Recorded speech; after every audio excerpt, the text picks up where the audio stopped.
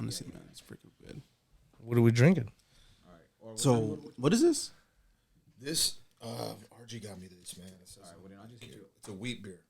It's brewed and bottled. Honestly, dude, it tastes like chocolate. Really? tastes like It looks like it would taste like chocolate. Dude, it tastes honestly. It tastes like chocolate, and so I feel like what is this? So I feel like this will have still like that dark taste. Yeah, that more like you taste the Hershey at the end of it, the aftertaste of that shit. So that's just good too. Well, it's your boy, Loser, chilling in the back of the room. What's today's date? I didn't work, so I don't know the date. It's the 7th. Yeah, it's the 7th. It's the 7th, December 7th, 2022. Last month of the year, man. Oh, man. Yeah, right. 2022 flew. Like, that shit flew. It did, but it didn't. Like, what the fuck? I feel like it, like, I felt like the world got back to normal, you know? Like, Hey, for real. For real. No, for real. I feel like with what we went through with the whole COVID era, like, dude, I feel like we're never going to get out of that. Yeah, bro. Real talk. Everybody's like, I don't know when it's gonna end. I thought I was never going to have toilet paper, bro. dog, my parents still got, like, a good stash. Hey. It's insane. My mother-in-law It's coupon, bro, insane. so that, like, Dude, it was mint. I was working in Alaska at the time, so I was working on base at like what you would call kind of like the Walmart HEB. Oh, like BX, PX? Yeah, the PX or whatever, right? I used for AFES? Yeah, bro. I worked for sports and nutrition. Oh, okay. Right. Hey, don't be afraid to get close to the mic. Yeah, so I worked like sports and nutrition. And I remember being in there, and this all started, and everybody even there, like knowing that it's all on a base, so you're gonna get what you need, right? Dude, the next day, everything gone, and they were like limiting everything. You can only buy one thing of toilet paper, one thing of paper towels. And this was in Alaska? In Alaska, bro. Well, I mean, it's hard to get shit out there, right? I mean, everything that we have here, they have there. It's just different names. So you don't have like HEB. You know what I mean? Okay, It's just okay. different names. The only thing you have there is like Walmart, McDonald's, but other shit is different. But the food ain't the same. Man, I didn't even introduce everyone. We got straight into it. Yeah, we did. I got the Be About It homies right here. How do they get a hold of you if they want to get a hold of you? They can go to my social media. They can go to my Instagram at Robert Anthony Davila, or my Be About It account at Be About It, or my Facebook. And yeah, man, that's it right there. They want to get a hold of you. How do they get a hold of you? Yeah, so you can find me. My personal page is Mateo from Texas, TX.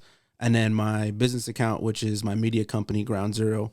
You can find me on there is GRNDZRO Media. Ground Zero. He's cold with the editing skills. Hey. He's cold. He's cold. The best. Long the time best, coming. man. You made me look good. Bro, I usually don't like videos of myself, but that one I look good. So so that's the thing. I didn't ask you when I came in here with the camera. Was like, hey, are you cool with that? Because I feel like people are like, they get me on that. I mean, no, man. Like you asked, and I told you what I needed. You know what I mean? And we did it. You know what I mean? So hell yeah, it was dope. I had a good time doing it. That shit was cool as fuck. Yeah, Hell dude. yeah.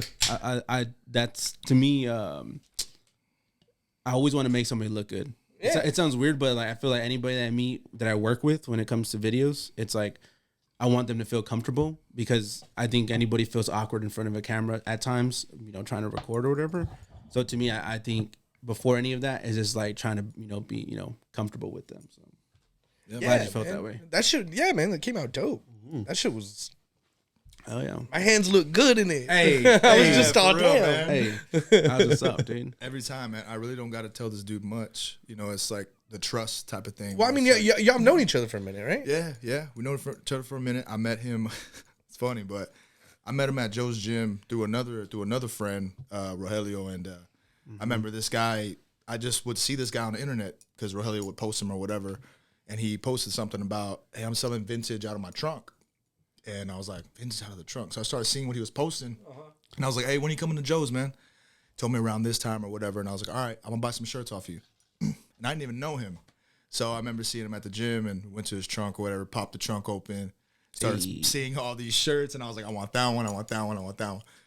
And from there, man, the rest is history. I started asking him what his prices were, and we went from there. Just started creating random shit. Was that the old Joe's?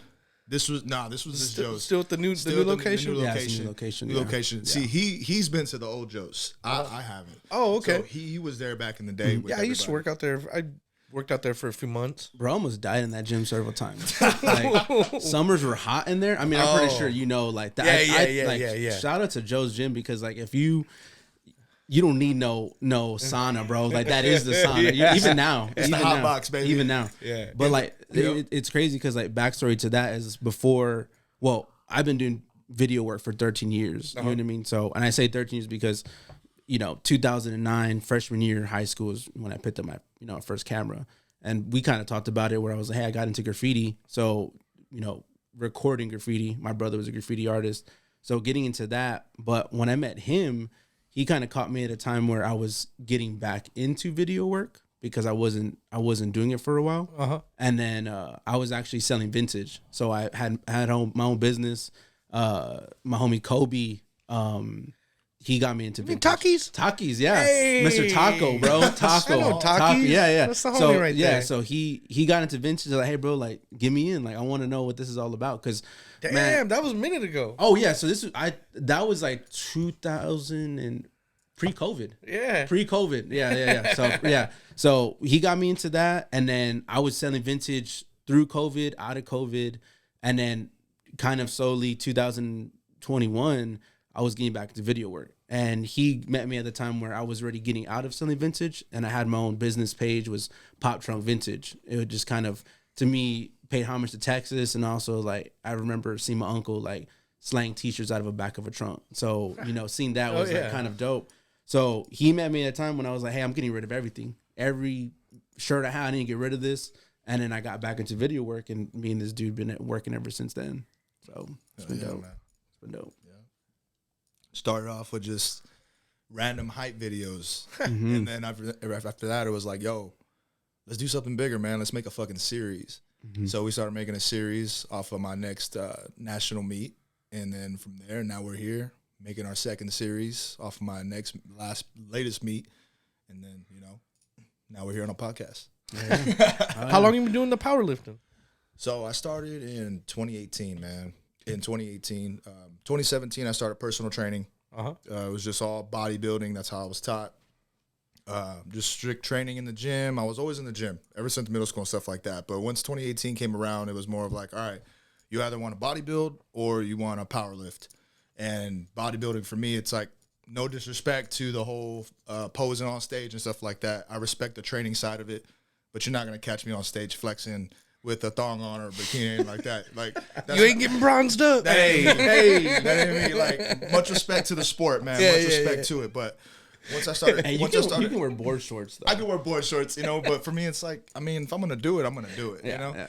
But once I touched the barbell, man, all bullshit aside, like, it just changed. Like, I felt like I had been through so much growing up. Once I started touching a barbell and lifting heavy shit, it was like, this shit's for me. Like, this is where I let all this shit out right here, and I just took off with it. And then just started lifting heavy shit, started competing. And this last meet was my 9th meet. And then in July will be my 10th. And then, yeah, man, from there. So when you do that, how much you lifting? How much you lifted? Don, tell the world how much you lifted. What? So right now, man, my recent meet, I dropped 30 pounds of body weight. I was at 227, 230. Right now, I'm sitting at a good 205. But I dropped all the way down to 195. So 30 pounds for this latest meet. My new total, which is all the squat, the bench, and the deadlift added together, was 1566. I squatted 561, 562. I benched 420, and I deadlifted 584. So that's 584 pounds. Yeah. On the deadlift, which, like, we're sitting here talking about it, like, holy shit, and for me, and like, the way I see myself, it's like, that ain't shit, you know what I mean? Like, you got 14, 15-year-olds right now fucking deadlifting like 700 pounds. Bro, we were at that meet, and they were doing work. I was like, 700 pounds? Bro, and they were like smaller than me. It's crazy, They're moving cars. They're moving cars. They moving cars, bro. And even me saying that, like, starting at a young age and still doing it today, like, it's like, there's still a long way to fucking go, So I could have easily given up because I'm not there yet, but now it's like, I still got years to go. you know, I plan on not quitting, but stopping this whole powerlifting thing around 33 years old. Give my body a fucking break from that and just yeah, man, that's got to tear your knees up. Stay healthy from there. You know, I don't want to be 50 years old and I can't fucking walk. Yeah. So around 33, I want to kind of stop doing this. So I want to reach my goals by then, you know, have a good 2,000 total by 33 years old, hopefully, you know, and just go from there, man. Hell yeah. So, yeah. We're there. Man, that sounds intense, bro. That just kind of like, wow. Like, hell yeah, get some. It takes time, man. It takes fucking time. You know, everybody wants to magic pill or whatever and shit like that. But yeah, we're American. You know, yeah. You know what I'm saying? Throw it in the microwave, bro. Throw it in the microwave. You know what I mean? And I'll be real. Like I was training under him. He was my coach for a while with powerlifting. And to be real, like I had to make the decision. I was like, I'm either gonna compete and do this for real, or I'm like, I need to take a break. And to be real, like he's not lying. Like on the body, I just turned 29, but on the body for me, I felt like it took me 3-4 days to recover, dude. Really? Like, I was beat. Like I think, you know, I got to these numbers where I was happy with, but I'm like, bro, I can't keep going through this. Like I'm good with recording and doing my own thing. Like I'll do some other training. Like, you know, with him, it was cool because it was like also, you know, you get that pump in the gym, you know, like you know, it's a good time. So to me, it was always fun, but I was like, nah, man, like what he puts himself through, I was like, yeah, I can't do that. Man, I went to the skating rink the other day, hit my knee on the wall, and like took me a week to recover. That big toe injury on the You're playing on the ATL out there. You're playing ATL out there. Roll bounce. I was having a good time out there. It was fun, bro. I hadn't been out there in a long time. What was it, Skateland West or what? No, right there, Carvel in Leon Valley. Okay. Bandera. I know what you're talking about. Yeah, the Bandera one. I haven't been to a skating ring in a long time, bro. Yeah. It was like my homie's. It was my homie's birthday. He rented out the rink. My homies were DJing, so we were just like, "Oh hell yeah!" Like let's do it. Vibing, dude. And they BYOB, so hell yeah. Hell yeah. That's what's up. Yeah, it was a good time. Damn, the skating rink. So how long have you been doing the podcast, Lou? This is. I want to say this is gonna be like. I think this one's gonna be 60. Damn. 60 episodes. I try and do one a week. That's badass. Dude. Sometimes I do 2 a week. Just whatever opportunity will present itself. I remember there was a week where I did 4 because that's the way it happened. Damn, back to back. Yeah, it was cool. But you get to like learn these new people and personalities and like their stories and shit. And I think that's badass, man. Oh yeah, man. I'm a very people person. Yeah. So like this is fun to me. It's easy. It's what I like doing. You know what I mean? That's true. Like I know my manager at work gets mad at me because if you get me in a conversation, I'll talk. Hell yeah. And then like sells hats though. Yeah. Hey, sells hats though. Hey. But sometimes like at work, it's like you see how small it is in there. We gotta get to it. Yeah. Get him in, get him out. Yeah. The window shoppers in there, bro. The window shoppers. It happens, man. Ingram's wild. Ingram's really wild. There was a shooting by Black Friday. Damn. Another shooting at Ingram. Another one. It's crazy because like I used to live over by Dogtown, and so then I moved over here to. I literally have a couples. I live right here by John F. Kennedy. And bro, every night my wife and I would chilling. We hear some like gunshots. We're just like, damn, like, oh yeah, General McMullen, bro. Yeah, we out here, bro. We out here, man. We're in the big city. Hey, for real. It's crazy, man. Hey, any of you got a lighter? Oh, no. Here, I'm gonna run and go get a lighter. Go for it. I'm not gonna stop anything. I'll be right back. All right. This is the moment where we. This is. There we go. I'm gonna try this cookie one. Try this one. It's good, bro. Yeah, I have fun doing this. It all came together real quick. I tried to put stuff up on the walls that, like, you know, these people have been on my podcast. My homies in Kansas City, they've been on my podcast. That was fun. Yeah, I'm gonna have some posters made. I'll give you one, man. Dope. That's what's up. Put that shit on the wall. Yeah. That's funny though. You were asking about the machete thing.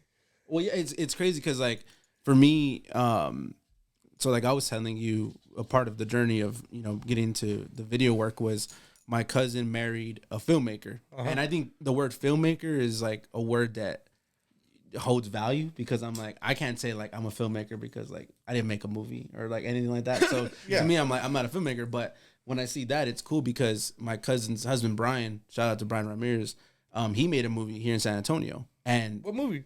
Mission Park. Hey, I saw that. I saw that in the theaters, man. Bro. At the Mayan premiere. Yeah. So he made that, and what was cool was my brother got to do a graffiti piece in like an abandoned building, so that it can play a part where this dude's getting his ass beat in the scene. So my brother's piece is in the background, so we got to shoot a video, and I did like a video for him for the movie. But seeing that, it's cool because it's kind of like, to me, movies play a big part in my life. Like, I love watching movies, but Robert Rodriguez and this whole series that he did with that, I thought was like freaking dope. Man, it was dope. I got to see him work. Like, So you were really in the movie and shit. yeah, man, I wasn't playing, Badass, bro. That's like, badass. he was like where you're sitting, and he had like 3 screens, and he had like an air conditioner hitting him because it was hot as fuck. Yeah, We were in like Kyle, Texas, somewhere around there. It was like a Pulga soccer field type thing. And yeah, man, it was hot as fuck. They blew up a car right in front of us. Like it was the scene right where like they're meeting up with man, I don't remember anyone's name. So Sophia, they're meeting up with her, and they're trying to get that car. And like for a second, I'm on screen just kind of like shooting, and that's it. It was a good time. That's bad. Okay, so rewind real quick. Like, how did you get that role? Like, how did that came about? Troublemaker Studios was having a casting call. Oh, and we went up there. We were the first people up there. Like, we got there at 3 a.m. damn. Like, it opened at 8. So you're like, I'm gonna get my shot right now. Yeah, we were the third in line, me and my group of friends. So we were just like chilling, dude. And Jesse James was my stunt coordinator. He was cool. No shit. It was a good time, man. It was cool. Met Danny Trejo, all that. Like, That's badass, man. yeah. See, that's cool to say, to be able to be like around a movie set. Like, I was hyped when I was around my first like music video set, like the production, because like some people can say like, oh, I got into video because of movies. For me, it was different. I got into video work because of music videos. Really? So like coming home from school, throwing on BET, 106 and Par. Dude, yes, you bro. know, like just watching all these music videos, and I'm like, the question I would ask myself would be like, how did they do that? Like, how did they create that, especially ones with like storylines and people getting killed, and then it's like, because that's, music's telling a story, dude. so. Like I feel like videos back then were so like, that's all they had. Yeah, that like the value in the production was like, we're gonna drop $500,000 on this production, make it look all crazy, and then sometimes it'd be like, we don't got a production, but we're gonna like try to make it be something. So I thought that was dope. Man, I miss the old school videos. I miss like when MTV showed videos. Like, I mean, that's how I found out. 6th grade, that's how you found out about Cypress Hill. You know what I mean? Being in San Antonio. Like, that's dope. Hell yeah. I mean, I remember waking up and MTV had music videos playing before getting ready for school. Yeah, man. I was like, bro, like, this is how I'm gonna start my day. Like, this is dope. But yeah, so like music videos got me into it. And then like, I think it was around 2000 and like around the 2009, maybe 2010, they brought out like the Canon DSLRs that shot video and photo. Yeah. So the T1i was like the first one that came out, but that blew my mind because people were making music videos with just this camera and a small production. So then it opened up the field for anybody to do it, So Brian invited me to a set, the first one, and this artist, his name was Bugsy. I don't know if you ever heard of him, but his name was Bugsy. He was I forgot any of the songs he had, but he was doing a music video in a club, and there I am, running lights, getting the lights set up, doing all this stuff. And I'm like, dude, this is a badass time. And that just like sparked it for me. I was like, dude, like I want to get into music videos, but I got into the side of music videos where no artist is trying to pay anything, and they want you to like record them in their living room with the guns and the drugs and So. Yeah, man. Yeah, I know the San Antonio music scene real well. Yeah. Especially the rap scene. Yeah.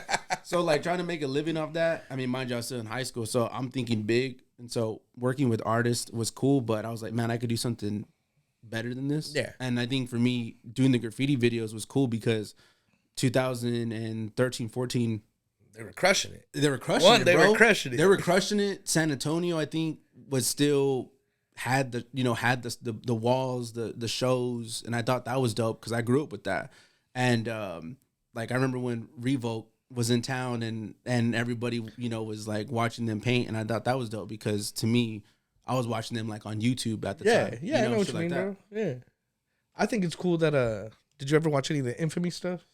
So I would buy some of it, but like I didn't get super deep into like that side of the video work. Man, it's just cool.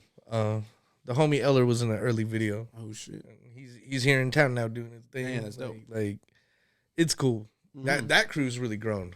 I know they just went to like New Orleans or something and killed it out there. Damn. So and that's what I essentially like grew up around, was that part of the graffiti scene, which was just like crews getting big and trying to get like on the walls and like getting up. But then I saw the side that I was mainly around was like artists trying to get like these permission walls to take their time and like create dope work. Not saying that like the homies out here can't do it like illegally, I know exactly what you mean. I think my uncle was more of just like trying to look out for us, like there's a cost to this. You know what I mean? Yeah, cost, man. You don't know. No one wants to end up in jail, dog. No one wants to get a felon. No one wants to go to Exactly. prison for fucking graffiti. Like, that's ridiculous. Like I've had homies that have gone and sat down for that. And it's just like, damn, like bro, for some pain, dedicated. Yeah, and exactly. They want to get their meat up for some art, man. That's crazy.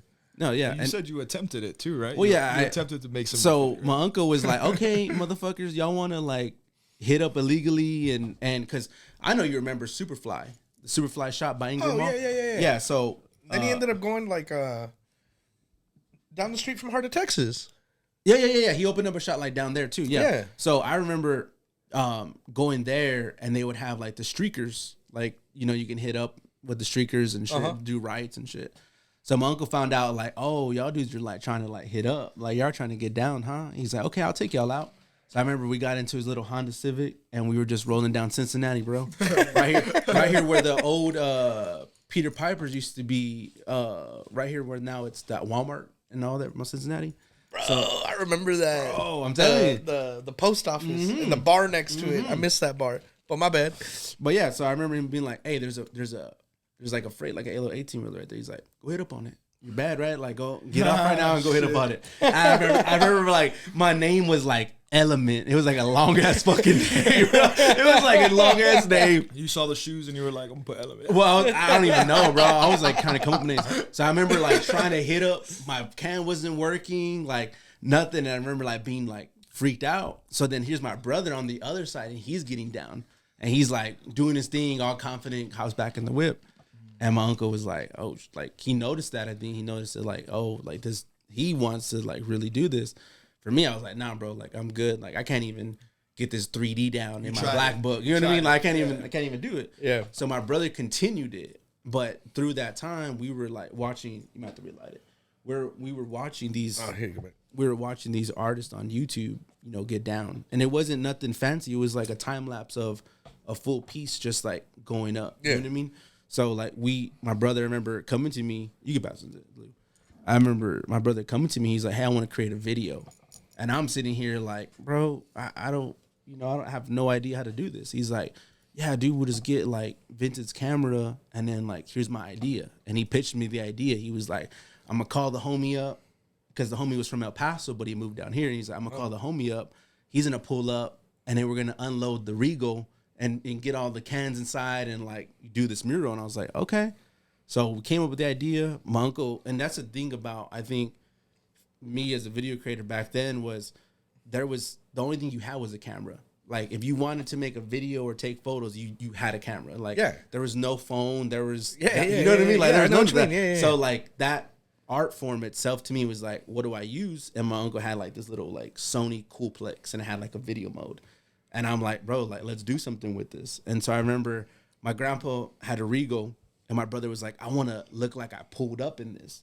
So my grandpa was like, okay, well, record me driving it up, and then he's going to get off. So then, like, so it's like, I was already thinking, ahead of time. And then we did that, shot it. And then I remember, like, going home, and all I had was, like, a Windows laptop. So it was, like, Windows Movie Maker. And I had no idea how to, like, do anything with this. So I just lay it out, do my best, try to figure it all out, and made this long-ass video. The video was like 15 minutes long, bro. Like, there was no cuts. There was nothing cool. It was just like music after music after music. And it was like old, like, hip-hop. Like, what you would see in these, like, Cope getting down and you hear, like, that old school hip-hop. So I remember, like, that's all it was. But they liked it. And I remember, like, the beginning of the video started with, like, Rick Ross hustling.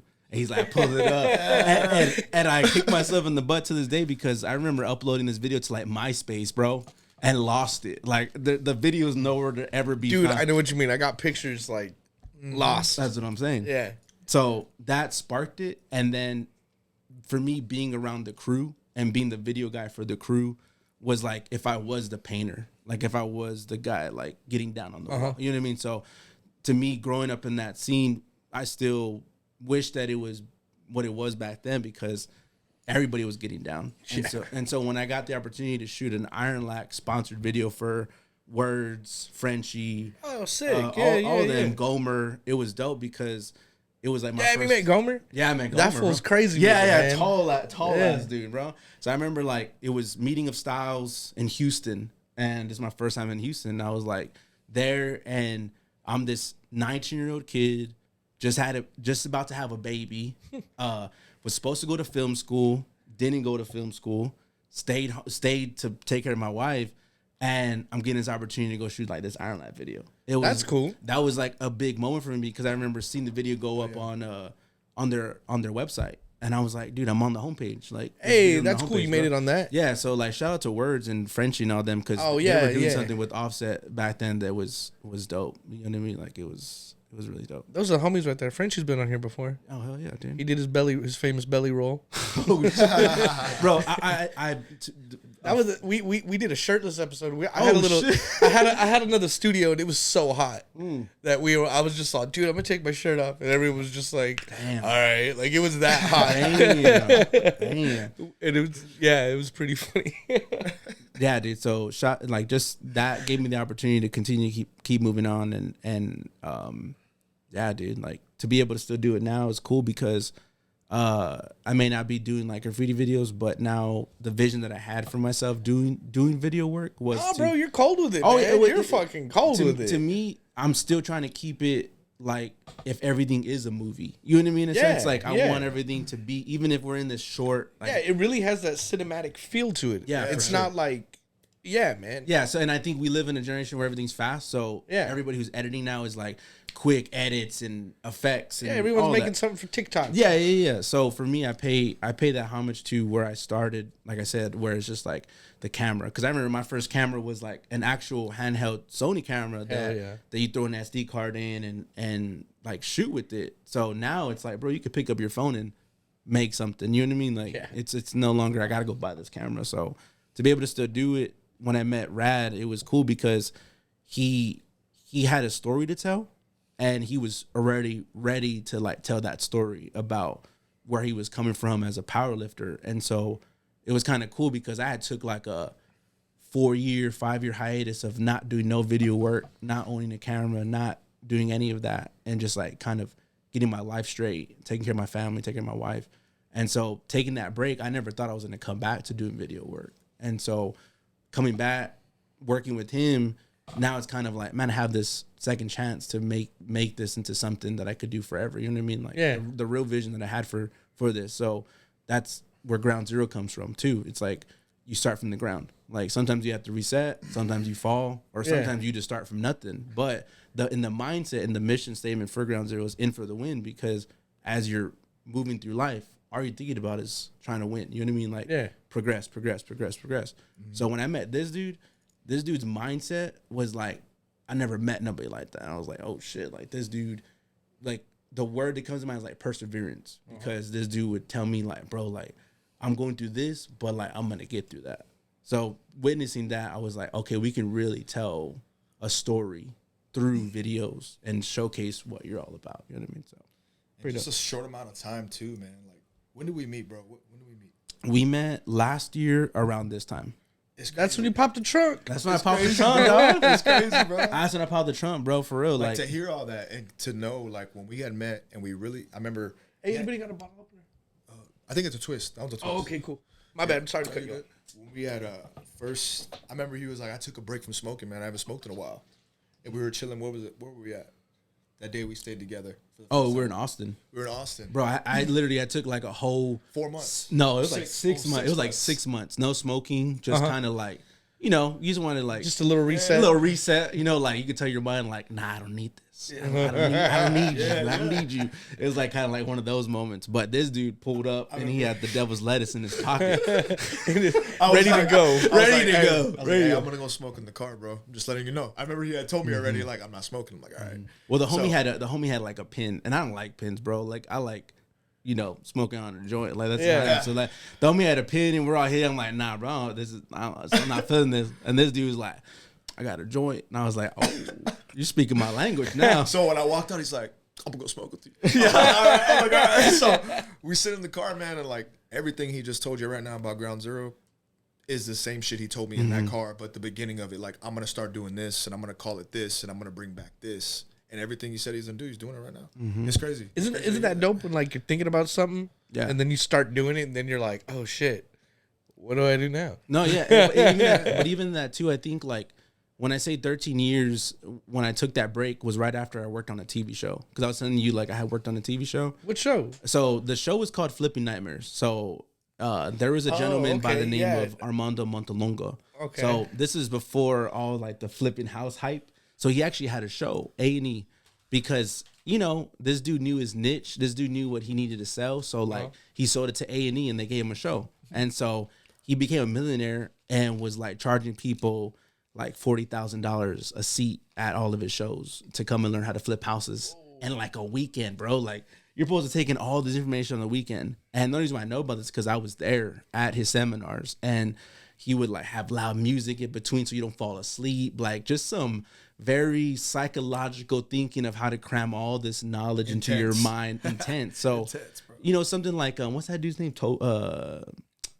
Toby, or I forgot his name. He's like another like guru. Oh, I know. Okay, Yeah. So like kind of like this guy. So whatever. I was working for this guy, but he had made so much money where he was like, I'm gonna make my own production team. Like I'm gonna make my own production team. I'm gonna do my own thing. So he ended up making our production team. Hired Brian to be like the main guy to run the show for us. Oh, okay. And then we actually got like a producer that was from the Property Brothers. So he was working ready with like other shows. So he puts together this TV show, and pretty much it was just like, I'm gonna challenge you to flip a house, and if you can flip the house, you can have the money that I sold from it, and if you can't, like, you lose type of thing. So no paid actors.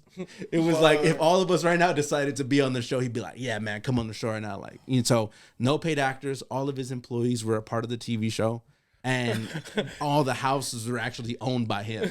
So it was like, and all the work was actually done like as the contracting like was going on at the house. So it was a mess. So I worked on that show for about like a year and a half, and it was cool because like, they treat you like you're the youngin' that, you need, like, kind of like The Apprentice. Like, you're going to do all the dirt shit. So I remember, like, being a camera operator, but then going back to the studio and having to, like, dump all the clips and, like, get all the fat out of the clips and, like, doing all that, like, kind of like that dirty work, which later on teaches you, like, how to be quick and, like, get all this stuff done the right way. But going through that and going to the show, it was cool because I learned, like, the do's and don'ts, but mainly like the don'ts, but I had a good time doing it. But at the end of it was where I learned the social media part. That's wild. And I'm like, I'm going to run with this. Like, I can make this short form content. There was no reels. The only thing that was hot at the time was like Instagram, and then like stories were just like brought out. Everybody was just like, oh, we can post this like short form content of like what's going on right now. So I remember stories came out, and he's like, what can you do with this? And I'm just like, well, let's just fit this in this little vertical box here, and let's flip this camera, and like, I guess let's shoot this way. So I remember that was like where in my mind, I'm like, I want to do this, but in the realm of what I love. So like it was tattooing, because I was always around the tattoo shop my uncle owned. So like tattooing, which I did a commercial for this tattoo shop called Flesh Electric. Oh, dope. Jake's, I forgot his last name, but that dude Butter works there. So they opened up a shop. We did a commercial for them. So I was like, okay, I can get this start. But I was still too young in the thinking, where I was just thinking about like the money and like, what can I make off of this and what can I do with this, where, I was just doing anything to make some money, And so you got to do what you got to do. Yeah. So going through that trial and error led me to now where I enjoy making the social media content for this world that we now live in that is just now short form content. But oh my god, I have no clue how to do any of that, man. Dude, like it's for me, it's tedious for me trying to edit myself because it's like, dude, I'm and that's what I respect about Rab, because he was like, bro, I have no idea like how to make this look good, so help me make this look good. Yeah. And you were just showcasing like what you were doing. You know what I mean? So it's dope, because I the whole idea about the series when he was talking about in the beginning was just like, I had always had a vision to create series. Like Vice TV to me was like, I want to do some shit like this in the future, like some journalism type shit. So in my mind, I'm thinking like that. I'm like, I'm following this dude around doing his powerlifting, and if anybody listening right now hears powerlifting, if you just say that, they won't know what it is. They'll be like, I don't know, what is powerlifting? But if you say bodybuilding, they'll be like, oh yeah, like Arnold Schwarzenegger, like yeah, and I know bodybuilding, like yeah, you're ripped. But I think that's the thing about working with him, was like, dude, we're creating that story to tell that, you know, that you have in this, and he has his goal set for. So for me, it's kind of like, let me just capture this content and make it look dope. So it's pretty dope. I don't know if I showed y'all this. I did. I just saw that. I saw that when I walked in, bro. Oh, I was like, that's he badass. threw the B about it on there. I think I asked before I did it. Oh yeah, I remember I hit me up. bugged you remember about hitting it. me up. That's Let me sick. see it. That's so sick, Let me see bro. it. Dude. I tried to do it like the one you got. That's perfect, Bro. Yeah. That's clean. Damn. That Astros cap is. Yeah, that's Oh, yeah. hard. That's hard. You know. Hey, You gotta hook Hey. yourself up. The only Hey. thing I can hook myself up at. hey. That's what's up. Hell yeah. Be about it. Dude, he loved that story one too, bro. Oh yeah. Houston was dope. Big city caps in Houston. I follow them on Instagram. They did that's where I got this one, but they always do drops. But ain't no one gonna hit you back in the DMs when they're selling out the door. You know what I mean? So I was like, bro, we're in town where the meet was at this past weekend. We're like 45 minutes away. Houston is huge, bro. I didn't realize dude, how I big get Houston- lost. bro. Traffic, bro. The traffic. I get is lost, fucking end up in the horrible, toll bro. road. Dude, Fuck it was a that mess. shit. So we drove 45 minutes to this like mall, and when I say like it was ridiculous, dude, like it was a mixture of like elegant mall with a mixture of like nothing but jewelry, bro. Like I've never seen these many jewelry stands in my life. We walk in there like You go to jewelry. the Galleria or what? No, it wasn't the gallery. It was like the La Plaza, something like that. So it wasn't the hood, but it's known for, from what we were told, it was known for like being the wholesale place of Houston. So you go in there, buy wholesale jewelry. People come there, bro. They had like 80% It's like off the of trade grills. center of the jewelry. Yeah, Trade like trade center center. of Yeah. Houston, of Yeah. Houston, And so the homie was like, bro, if you walk the mall, you're gonna go into these areas where they're like businesses, and you're gonna see like these kiosks that are like barbershops. And we're like, okay. So we walk around, and sure enough, bro, like you see like a kiosk, like if you would see in the middle of the mall, but it's a barbershop, and it's like 3 chairs, and they're there cutting hair, and they're like yelling at you, like, you need to cut. And so I'm like, damn. And so like it was dope to see that, but that shop where they had these hats, it was dope because like, you know, here in San Antonio we have like lids, and Yeah, that's about it. that's about it. No, there's like, there's a few stories. yeah, there's a few stories, but like to see this, it was cool because like I don't know why, like I've been thinking about this so much. I'm like, dude, like San Antonio, like yeah, we rep, but like for some reason Houston is just like it just feels different. You know Well, what I mean? Like, it's a whole nother planet. It's a port Yeah. city. You know what I mean? Yeah, There's, dude, there's like, it's a like whole crazy, different. There's dude. you know, San Antonio is puro mexicano Yeah, out that's there. true, There's yeah. there's yeah. Everybody. a bunch of different people. Yeah. But I feel like growing up too, like I don't know, for me being in the space that I was in, I guess like doing the music video and stuff, like I was always told like, man, everybody hates on each other. Like, you know, no one supports each other like here. And like going through that for me, I feel like what's kind of true. Like, you know, everybody kind of like dogs on each other in a sense where it's like, man, if we just helped each other, like we probably can get further than, Yeah. you know, but Yeah, you're right, man. and because like to be real, the first time I was telling you this story, but the first time in Houston, bro, like I pull up. I don't want to say his name because you know I want to give nothing out, but like the man's hospitality was just mint, bro. Like going to the homie's crib, we were gonna go see Currency in Houston for 420 last year. Sick. My brother and I, and the homie, you know, just like opened his door for us, had like the wax ready, had like the bud ready, you know, like we're just chilling on 420. But first time meeting this dude, but like the hospitality to me was just like damn, and like homie had a slab in the front of the crib, and I was just like, damn, this is like Houston's really about this. Like, damn, like, this is what's up, dude. So like, I think every time I've been going to Houston, I'm like, man, it just feels different out here. It's just like crazy. Yeah, man, I always get lost out there, but I always have a good time. Bro, no doubt. No doubt, dude. Houston's dope. Yeah, it was badass. A lot of different places to eat. Oh yeah, what you try? Oh, hold up. I forgot the spot. Timmy Chan's. Timmy Chan's. You ever had that? No. It's like chicken and wings. Like chicken wings, like a Asian spot.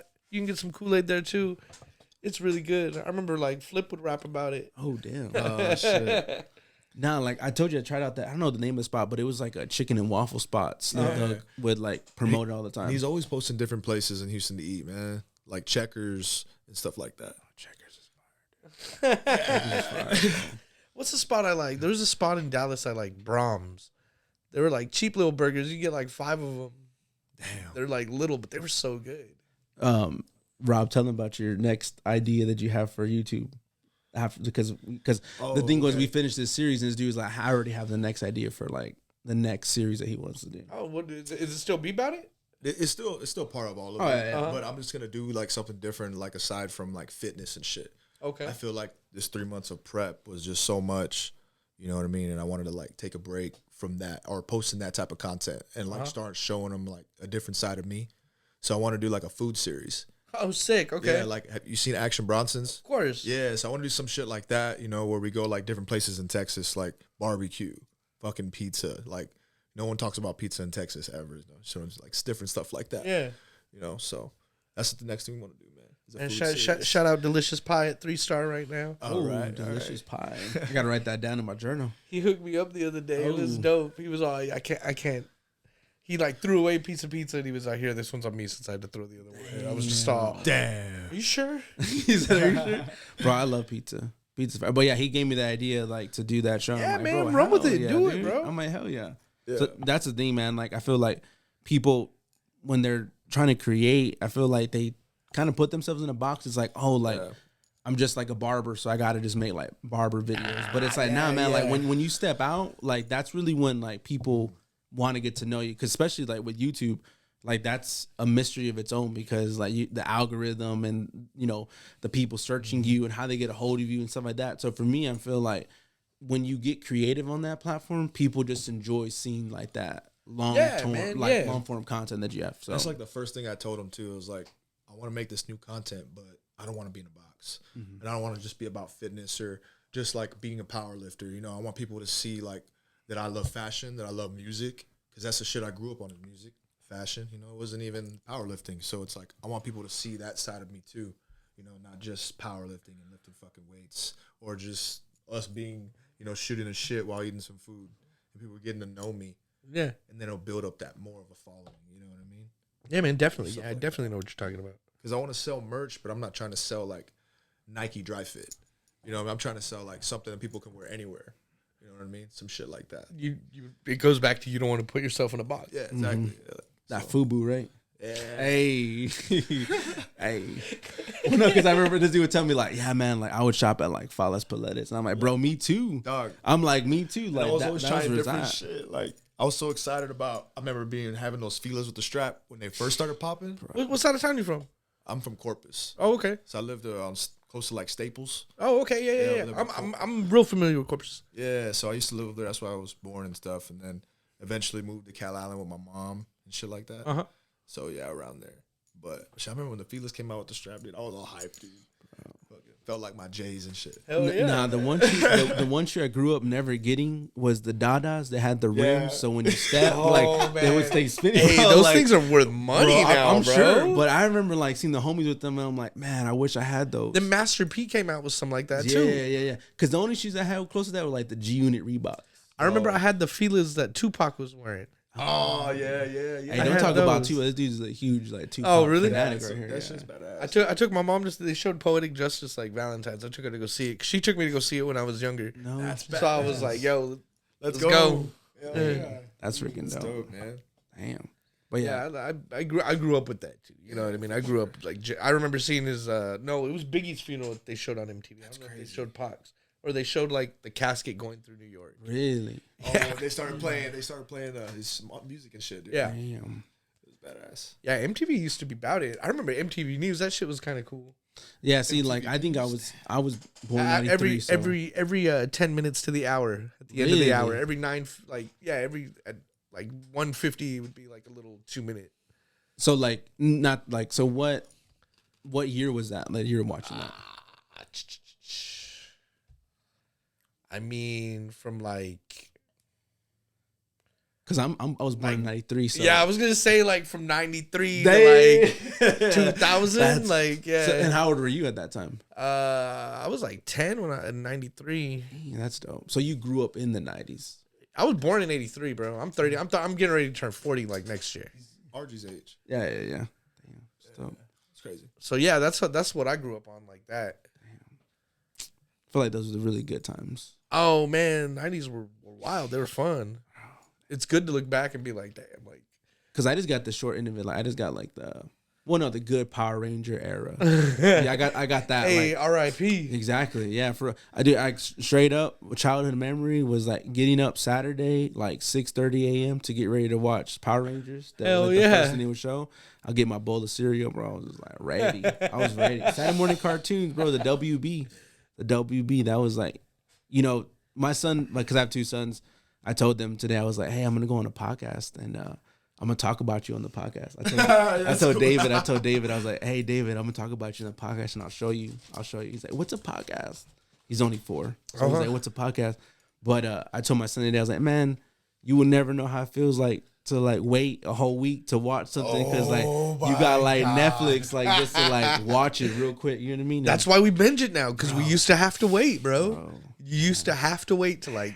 Used to wait for everything. But that built that patience in you. Yeah, you know what I mean? Like it built man. that patience. You really enjoyed it. You enjoyed it when you watched it. You know what I mean? Like, damn, like this is what's up. Man, I remember what was the last series I was really like that with? Walking Dead. Me and my homies would get together and like go watch it at like someone's house because I never have cable. I like that. Hey, me neither.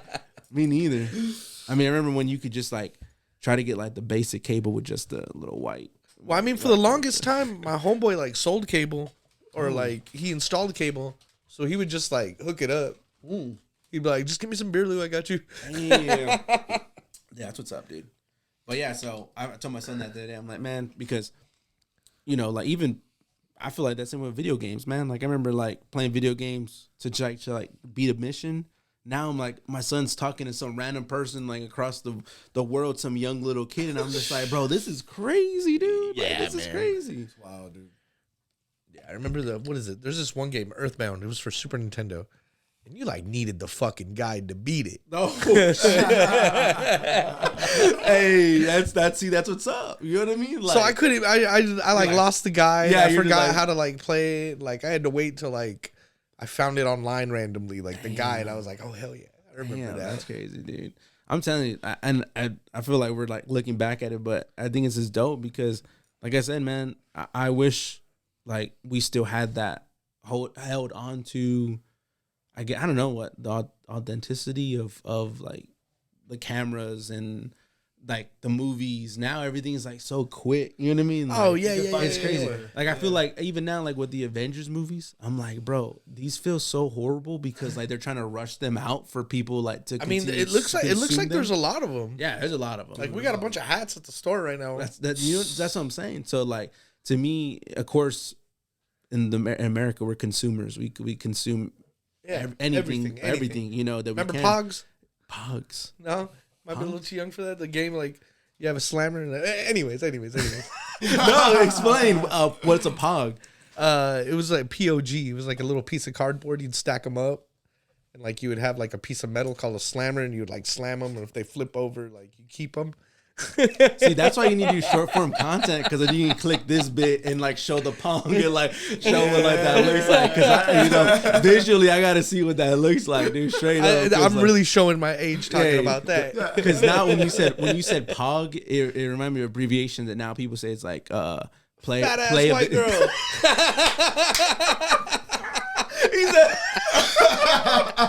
I wasn't even gonna say that, but he said, nah. Shout out to my boy Pog Dog. He knows what I'm talking about. Damn. Okay. That's wild. I was not expecting that. But nah, yeah. It's crazy, man. It's crazy.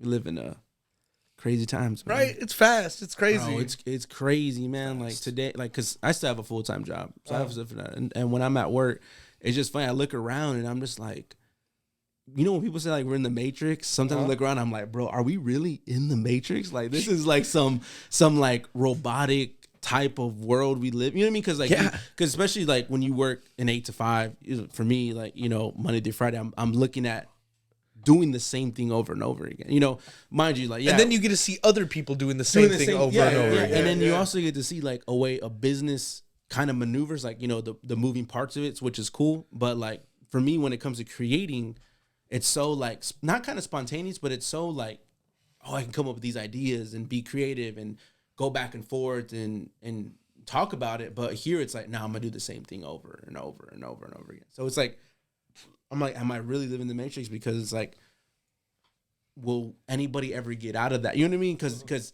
man, I'll be at work and I'll be hearing dudes like, yeah, I've been in this company for like 40 years. And I'm like, besides the consistency, I'll give you that. The man can be consistent and come to work. Cool. But I'm like, 40 years you invested, you're doing this. Well, some people get comfortable doing that. You know what I mean? Yeah. Not everyone has that ambition to like want to do more. Yeah. Well, even at that, I think to people to knock that too, because, you know, people are like, gotta grind, gotta be like this way. Like, I feel like when people, you know, try to make other people feel like, oh, if you ain't doing nothing, like you're not grinding, if you're not making moves, to me, it's like, no, like if this individual is happy with his life and his family and that's what he loves to do, bro, like, so be it. You know what I mean? Like, don't bother the guy. I'm not gonna lie. The other day, someone like was just like, "How long you been here?" Yeah. Like, how long you been at the store? And I was just like, "Why the fuck you asking that?" Yeah. But no, I think that also shows it's like something good. I'm all right. Like I'm good here right now. Yeah. It's easy for me. I'd rather take that over the person that like jumps job to job. Yeah, because that, you know what I mean. My thing right now is I'm not trying to be stressed out. Exactly. You know what I mean? Like, I'm too old to be stressed out about anything. Bro. Well, I mean, that was my mistake. I was backwards thinking. Like, you know, because like, it happens, man. Yeah, when I started like the video, to me, I was backwards thinking because I was like, oh, I gotta get to this point in my life with film right away. You know what I mean? Like, and it's crazy because like Rob would always say like, trust the process. And I was like, in my mind, I'm like, bro, like, I want it right now. Like, I want to get to the point we're American, you bro. Know? So like, I want to get there right now. So for me, like, when I started this, like I said, so to paint the picture, high school, you know, fell in love with my wife, you know, shout out, we've been married 9 years, so I give that. Hey, there you go, sir. There you go. So it's dope, but like at that time, you know, I had signed up for college, Full Sail University Film College, got you know, accepted into it, and then my parents, we didn't come for money, so my parents, I'm pretty sure like didn't pay the electricity bill. And was like, we're going to take you to Florida to go see this school because, like, we see that you're ambitious about filming and stuff. So, like, go to Florida. Bro, the next weekend, I find out that, like, my girl's pregnant. And I'm just like, damn, like, this is real life, man. Like, I told my pops. My pops was like, that Mexican mentality was like, hey, time to go to work. You know, go to work, support your family. So, at that moment, I everything changed. Oh, shit. Everything changed. So, for me, that was that backwards thinking, was chasing that dream. But instead of thinking about like, nah, like there's a process to this that I gotta really get right. So for over like 4 years, dude, I was like forcing it. And it wasn't like working for me. Yeah. So I shout out anybody that like stays with the job consistently, you know what I mean? Because like it shows like they can show up and get the work done. You know what I mean? I wish I could have stayed with my first job. I used to work at HEB when I was younger. Oh, if I would have never stepped on that nail. Damn. Took you out? Well, I mean, they wanted me to go take a drug test. Oh, no. And I don't do good at passing those. Hey. So, I mean, like, because, you know, when you're at HEB, you see the cashier, you see, like, the 22 years, you're like, damn, like, that's cool. Yeah, no, yeah, for real. Dude, I It's like, I bet you know where the salt is. Bro. Well, not even that. You always hear, like, people always say, like, HEB takes care of us. Well, HEB takes care. Yeah, they do. You hear that. You know what I mean? Like, because I worked at HEB, I was in the bakery, and I was like, this is dope. But, like I said, that mentality was like, there's something better. There's something better than being in this bakery. But in reality, I'm like, man, I should have just stuck it out and like, you know, write people's names, happy birthdays on these cakes, and like just shut up and just like do my job. You know what I mean? So I was just like, damn. But that's what this dude kind of like taught me along the way, was just like trusting the process. Because he would say it all the time, like when I would get in my head, like I said, I was just starting over again with Ground Zero. So when I got in my head, he was just like, bro, trust the process. It'll all come, dude. It'll all come. Every time I hear Ground Zero, shout out to my boy, my dad's homie, David Williams. He was in a band called Ground Zero. Oh, that's hard, bro. That's hard. I remember seeing them play at like some bar at like Windsor Park Mall. Yeah. Y'all know that Windsor mall? Park Mall. It's Rack Space now. Okay, yeah. I got you. Yeah, man. Hey, I had someone tell me, shout out to my homie Jonay. My bad to cut you off, but it just hit me earlier when you said it. I was just like, David Williams. Damn. What was it, like soft rock? No, they would play like classic rock. That's cool. Homie was good at the guitar. That's what's up, dude. Yeah. Hell yeah. But yeah, man. Oh man, those beers got me, man. Hey, I'm feeling good now. I'm sipping on this Hershey. Hey, what'd you one, think bro. about that one? Hershey one's good. Dude, both of them were really good, man. Good, right? I really like what Shiner, what they always put. I mean, that's my dog's name. It's not like because of that, but That's cool. Shiny. Yeah. like I think I want to get those letters tatted on my leg. Damn it. But no, man, yeah, both of them was very good. What was this one? That's Oktoberfest. It's supposed to have like a pretzel flavor to it. Leaning Lugels. Like a salty flavor. It was good. Yeah. Damn. That roasted one was good. That roasted shiner was good. Yeah, dude. Yeah. That shit was bomb. You pass me a lighter. My bad. Yeah, I just chunk shit sometimes. Man, I usually have more stickers, but I haven't gone and seen my sponsor in a minute. I freaking love stickers. Speaking of, shout out to my sponsors, Lil Elephant, Gemini Vato, that boy San Ams. Antonio Drip. You know Ams? Bro, so I'm gonna tell you a funny story about Ams. So Ams would shout out to Ams. If you're listening to this, I know you remember this. So Ams would He'll listen. Yeah, we were chilling with the third label homie. So these were some artists from San Antonio. And I remember that's how I met Ams. He was just chilling. The first thing I saw was his little elephant painted on paint. Yeah, exactly, right there. I got one right here too. Hey, Like, that's what's my up. boy, yeah, So yeah. he literally had a stencil painted on a sticker like a slap, and like putting up everywhere. So I met Ams, and then now what he's doing over at Alamo City, like that's freaking dope, dude. Have you been out there? I haven't. So I remember going to his first like when he first pulled up there, that little room that he had with just a sticker cutter. And all Yeah. that. He's still in that room, Yeah. but he has more So you're now. I saw that you were like recorded there, and I was like, damn, dude, that looks dope. Oh yeah. That's like I said, that's my boy. I did a podcast. I did 4 of them there. Man, that was a good week. Shout out Cells. Shout out Making Movies. Thank you, Ams. Shout out Demise. Demise. Man. Damn, They were telling the feet pig story. bro. Oh shit, the feet pigs, dude. Yeah, man. Yeah, those are the homies right there. I really liked it out there. Alamo City Studios was fun, but They shot a Kawhi Leonard Jordan commercial in there. really, Yeah, dude. I'm pretty sure, man. That's dope. There's a lot of stuff that goes down in there. I went there when they. I remember there was like a Texas Ranger in there who was talking about like some murders they were filming for like something for Netflix. They broke into my car there. Damn. They've towed my car there. Damn. Hell no, dude. So make sure to pay that shit when you park there. Well, no, the last time I was there they did an art show out there. Yeah. They did an art show out there. Yeah. Not too. I think the Yard had put it together. I'm not too sure, but Oh, if it was there, it's probably something. yeah. Oh, yeah. They were painting on the walls. Yeah, because they did that Yeah. Scarface Yeah, wall, yeah. and then because the homie Remmer and who else was painting out there? Remmer and What? No more? No more. Yeah, Remmer and No More. They were out there painting. It was like Those are the hot homies ass right day, there, bro. yeah. Hot ass day, dude. Shout Yeah, out LLC. that because when I got connected back with Takis, Sidecat, I go back to Taco, bro. But when I linked up with him again, he was riding with Shig. He's riding Shig and damn, what's homie's name? Yeah, Shig and another homie that was there. They were painting over at Smack's Chicken. Oh, really? Yeah. Oh, that's right. They used to have shows there. Yeah. I remember the homies were DJing there for a while. That's what's up. Yeah. Shoot, man, they're getting ready to make that into something. Oh, I saw they had like flamingos painted on the outside or something like that, dude. It's crazy. And I like the other bar right down the street, Cream. I don't really go to bars too much, Yeah, man. Yeah. there's a bar there called Cream. It's pretty dope. They're having a dope show Friday night. That's a Damn. good time. So let me ask you a question. So I see you. So what's your story with photography? Because I know you have like the film, like you shoot film and like all that. Because everyone's saying like that's how we linked up. So like, how did you get into that? Man, I was in the newspaper in high school. Wow. That's badass. That's dope. Yeah, that's dope. I mean, I don't know. I just used to like take pictures. Like I would take pictures of the concerts I would go to. Went to a bunch of concerts when I was younger.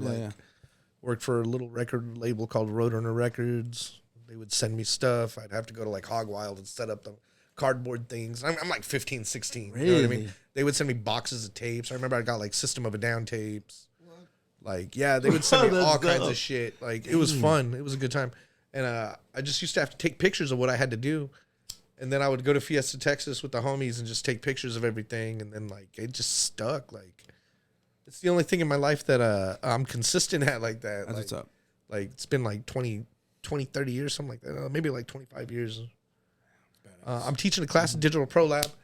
Thank you for allowing me to do that. It's gonna be a point and shoot photography class. That's going to be in February. Okay. I'm trying to set up a show in Kansas City with my homeboy FK Menace. I'm gonna be at that. I'll be at that point and shoot. Oh man, that'd be No, dope. for real. I'm gonna talk about the. I'm gonna show all the books that I've done. Oh yeah. Because I've done 3 books on all instant photography, Instacrack 1, 2, and 3. 23 I finished in 2020. Damn. Well, it was on instant Fuji Instax. Yeah. So like, you know, it was right then and there. Yeah. You know, I'm American. I want it now. Yeah, exactly. Hey, but those are dope. I have the my wife has the like the little The mini. the mini one. Yeah. So she has one of those. Yeah, I used that. I used the mini, the 300, the square. I got like Hoodlum doing some gangster shit on like Taylor Swift film. Like, I had a lot of fun with it, man. Like, that shit was dope. 2020, like, everyone was COVID scared, so I was just like, yo, like, I'm gonna work on this book. Yeah. And it was literally a book, 11 by 17. I already sold out all those hoes. Yeah, you have it here? You have one here? No, man. I can never hold it. If I have one here, I'll end up selling it or giving it to someone. Dang. So I keep all my extra stuff, like, with my mom's, because she ain't giving my shit away. That's badass. Yeah, that's dope, dude. I always wanted to do a photography book. To be real, like, I tell this dude, like, photography. So for me, I feel like as a creative, I wanted just to focus on video. So I didn't really like, focus on like the photography side of things. So that's why I'm like, I'll go to that class because I'll be real, like, I want to get better at photography. Like, man, I'm not even that like dope with it. Like, I'm just happy the opportunity's happening. Yeah. Like, usually I just fucking look through there and just shoot, cross my little toes. You know what I mean? Mm-hmm. Yeah, it's dope, dude. I mean, granted, I know like shooting with film is like way different. You got one shot. You know what I mean? Like, you got one shot, and that's pretty much it. You know? So let me it's see like, that light. Yeah. Oh my bad. Here you go. My little T-Rex arms can't reach. Bro, we're both like that, right? Hey, for real T-Rex arms. Damn, dude. But now that's dope that you said that you stuck with that, because like, I don't know, man. Like, I think everybody should have something that they stick to. Like, oh yeah, man. Like that was the only thing I took really like seriously in high school, like taking pictures. Like, that's dope. Like, so was it like on film? Well, yeah, man. It was before digital. Hey, I'm sorry, dude. I'm just like, you know, you're good, man. You're good. But so you learned how to like develop and no, like, I didn't learn that part. So they gave that to somebody else to like. I would just take it to Eckerd's. Oh shit! Eckerd's. You know what Eckerd's is? No, it was a drugstore before like CVS and Walgreens and all that. Yeah. How long do you have to wait to get those films back? Like you're waiting for an episode or something, like 4 or 5 days, you know? It's not bad. I mean, now with Walmart, bro, I sent some film off, and I've waited almost like 2 weeks to get some film back at Walmart. Yeah, well, yeah, stuff like that. Yeah. But ProLab's pretty good with it. Unless it's like black and white film, then it'll take like 2 weeks. Okay. But, dude, that's my favorite to shoot. The point and shoot black and white cameras, those are dope. I like those. I don't do well with rolls of film. Okay. Like... So when you say point and shoot, you're talking about the Instax? No, just like a point and shoot camera. Oh, you know what I mean? Like shit. just it's still film. Yeah. But you have no control over it. Yeah, You know what I mean? Like, yeah, you just gotta kind of like judge the lighting and everything. That's what's up. Yeah, I bought a disposable from Walmart the other day. I was just like, dude, I'm gonna hold on to this. You know what I mean? Because I'm like, I'll use it when like I want it. You know what I mean? Like good setting. My favorite thing that I like doing for my homies when they get married. I'll make them like a book of like instant photography of the day and night. You know what I mean? That's dope. That way, at the end of the night, it's like, yo, here you go. Damn. Like, Merry Christmas. That's badass. dope. That's dope. Man. Like I've done that maybe like 6 times. And it was fun every time. You know what I mean? You have everybody sign like the pictures. Yeah. Damn. That's a pretty cool idea. Because then you can go home with that. Yeah, you don't have to Hold on to fucking. that. Well, my whole thing with instant photography, I hate editing. Like I do not. I remember you were just saying that earlier, yeah. Like I got a graphic designer and he'll tell me like, yo, we need to edit this. Yeah. And like I'm a fight him about it every time. Yeah. But he usually ends up getting his way. Yeah. Because in the end, I remember like, yo, he's trying to help you. No, for real, yeah. But it's cool like that you admit that like, hey, I don't want to like edit these. Yeah, man. I mean, like it almost feels like you're manipulating it. So it's I know it's supposed to help, and I know I know my way of thinking is old and wrong. Yeah. No, I'm the same way. Like if I'm this may sound bad, but when someone tells me, hey, could you edit this for me, like as far as like trying to change the way the photo looks, I don't mind like changing like the contrast or like trying to make it look cool in a certain way. But like if someone tells me like, could you like get this blemish out, in my mind I'm just like, nah, like it's a blemish. Did you ever watch Seinfeld? My wife and I watch it like on There's Netflix. there's this episode where like George is in his boss's like picture or something. It's so stupid, and they I thought you were like gonna say they the airbrush episode. him as a cartoon back in it. Like, oh my god, Bro, what the hell? I think the boss had like some skin cancer, and they could see in the photo. Oh shit! But George did something to the photo. He like tries to like color it in. Just something, man. I can't remember. I'm a little. Just Photoshop the hell out of it. Yeah, but it was before Photoshop. It was like some film shit they had to do. Photoshop, dude. It's crazy. That's wild. Well, shit, man. I think it's about that time. Hey, All right. hell yeah. They want to get a hold of you, Rad? Huh? If they want to get a hold of you, how do they get a hold of you? Instagram, Robert Anthony Davila, 2 capital I's. That's my personal account. And then you can do the @be about it. And there you go, man. If they want to get a hold of you? Yeah, man. You can get a hold of me through my personal page, which will be Mateo, Texas. Mateo from Texas, TX. And then my business account's going to be, if you just search Ground Zero Media, I'll pop up on Instagram. So search me through there. Yes, he will. Yes, sir. We appreciate you having us on. Yeah, man. Oh, hell yeah. No, man. This shit was a lot of fun. Like, I really appreciate you approaching me how you approached me. Like, Yeah. that was cool as hell. Like, Yeah, man, for sure. you're fucking very talented at what you do, Appreciate sir. that. Appreciate Like, that. I want to see more. Yeah, no, definitely. We got more cooking for sure. Yes, sir. Well, shit. Shit, maybe we can get you on one of these food series episodes. Yeah, go. yeah. You need to take us to a Let's spot. go. Here, look. Yeah. I'll talk to you right now. Yeah. Well, shoot. Yeah. If you've listened to this far, I appreciate you. I love you. Stay out of trouble.